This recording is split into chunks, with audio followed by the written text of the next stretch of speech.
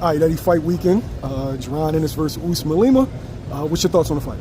I actually think it's a really good fight. Like, we've known Lima for quite a while. I know his team, and I just wanted someone that was going to come to fight. You know, there's a lot of people who know how good Jaron Ennis is, and I think a lot of people who don't really truly believe they can compete or win against him.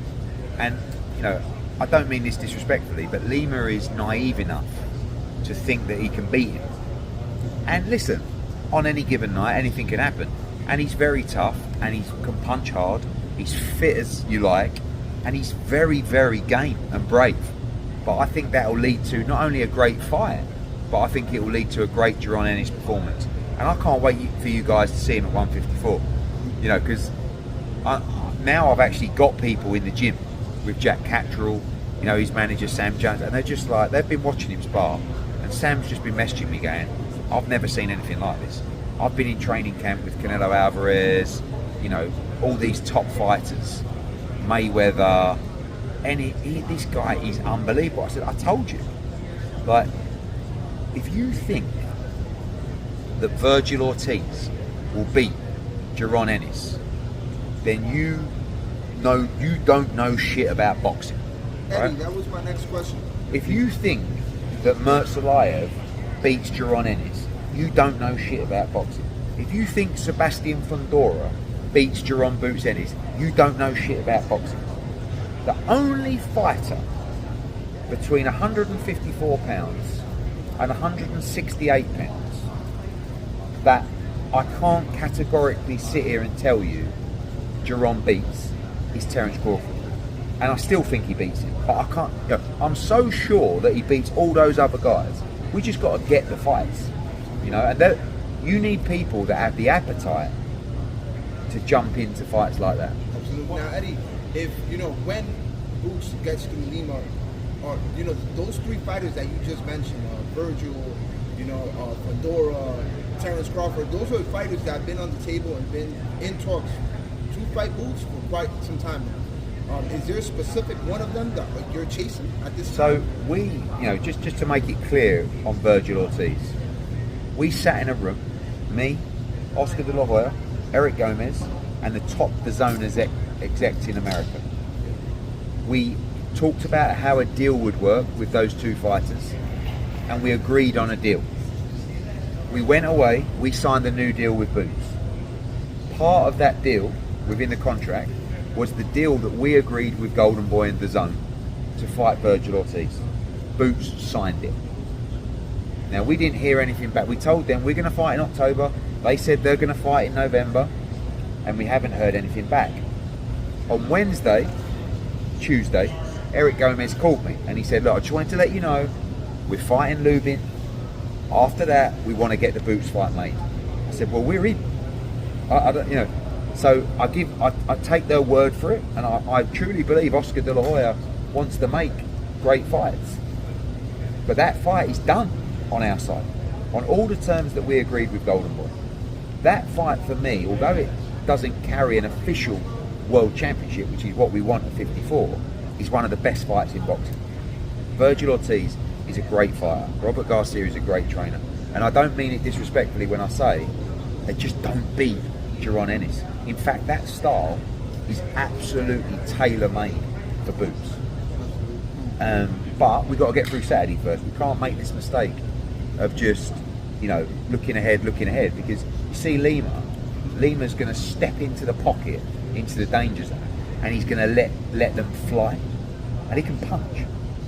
But that's also a very dangerous game against Boots, coming in with that kind of tactic. And, you know, I'm excited to see the fight. So you're comfortable making that fight for pay-per-view without a world championship on the line? Yeah, because it's a great fight. And, you know, you've got the WBA interim, you've got the WBC interim. You know, I know, but do you want to see the fight as a fight fan? Do you want to see great fights, or do you want to just see fights with belts? Like, for me, the Mertzalayev fight, for example, is a real fun fight, but it doesn't have the same kind of profile as an Ortiz fight, right? I like the Fundora fight as well. Is Fundora going to fight Jaron Ennis? I mean, all it comes down to really is money. Because you know, like, people aren't stupid. They know how good Boots is. And they want to be paid to face him. Well, do you have an inkling? Let's say Vergil Ortiz, they already put an offer on the table for Xander Zayas. Yeah. If they go back around and give Xander another offer, would you think they would take that deal with Xander first before they would take the fight with Boots? Maybe. I would. If I was part of Virgil Ortiz's team. I would fucking definitely fight Xander Zayas rather than fight Boots. And doesn't that make the fight with Boots further down the line bigger now that there's a We world can't championship on the keep line? playing that game, because then it's like, now you're talking about marinating, and that's what we always get accused of doing all the time. Let's just make the fight now. Like, we've talked about it for a long time, and to be fair, you know, after the Stanionis fight, Boots went away, he had his bloods done, he saw, you know, and we kind of realised that sooner or later, at 47, something's going to go wrong. And what that looks like is the weight's not going to be made properly, and we're going to underperform. And you know, so Turkey come in and he said, look, we could make the Haney fight. But first of all, it's Teofimo Lopez, and I'm like, oh my God, this is like Christmas, right? Boots against Teofimo at 147, and it's like, we just can't do it anymore. We need to move to 54. Get me a fight with a top 10 guy, and after that, I will fight anyone you put in front of me. So we're not really, you know, like a Mertzalayev fight, that's an easier fight to make, because that guy doesn't have the opportunities that some of the other guys do. Like you say, if Virgil can get the Xander Zayas fight, of course you're going to take that fight over fighting Boots. But someone like a Mertzalayev, and sometimes, like, no one really wanted to fight Stanionis. Everyone was talking about how good he was, how tough he was. Boots at 70% physically played with him. Yeah, but that's my question, because my sources tell me that Virgil is supremely They are. interested Yeah, in that Xander Zayas fight. So Oh, if he Zayas can't- fight. Yeah, so if Boots can't get the fight with Virgil, he has to take a marquee name in his next fight at 154. Who would Or be- you fight a champion. Or you fight, you know, listen, it's not really the fight that we want, but Baris Abu is the world champion from Germany at 154. Listen, if we have to take that fight in a smaller fight for less money for a championship, we'll do it. I prefer the Mertzalayev fight, because everybody's going to go, fuck yeah, like, who knows boxing, right? Because he's a monster, apparently. So, But and we'll go. commercially, that doesn't. But what you say commercially, you know, at the end of the day, what we're doing here is we're chasing legacy. You just said in one breath, yeah, but if Virgil fights Xander Zayas, he gets a belt and it makes it bigger. All right, well, what if Boots fights Abu or fights Mertzalayev and he gets a belt and then it makes it bigger? So it's a contradiction, really. I mean, no one's ever happy. But the reality is, what we really want is we want the biggest fights and world championships.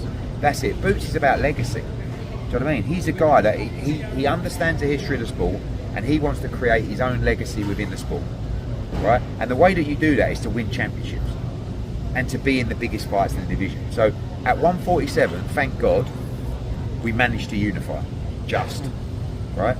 Now we've got to win a world championship at 54, and hopefully we can not just unify, we can become undisputed. Do you feel